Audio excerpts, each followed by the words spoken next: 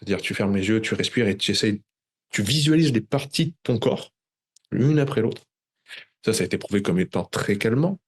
Des patterns de respiration, parce que tu as des centres nerveux, des ganglions nerveux, comme le complexe de Pré-Brodinger dans le cerveau, qui sont là pour la cadence. C'est-à-dire, à partir du moment où tu dis à une personne, tu vas inspirer sur 10, expirer sur 8, et que tu répètes ça, tu vois, un truc cyclique de cadence, tu as certains groupes de neurones qui se mettent en activité. Et eux, ils ont été prouvés comme étant plutôt calmants du système nerveux. Okay. Donc en fait, tu pourrais faire une cadence de 12-10 ou de 8-2, ce serait un peu la même chose, ça calme le système parce que votre système nerveux, il est profondément prédictif. Mais c'est toujours de prévoir ce qui va se passer dans les prochaines secondes. Donc si tu lui donnes un schéma respiratoire, ça va le calmer, il va savoir comment on va respirer dans les prochaines secondes, il va se calmer. Tu vois. Donc il faut vraiment, c'est de la sensibilité, on est chacun différent.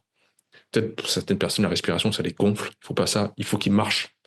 Moi, pour me calmer, j'ai besoin de marcher. Bah ok, il va marcher. Le système visuel, quand il voit en périphérie défiler le paysage, ça le calme aussi. Non, tu vas marcher pendant une demi-heure.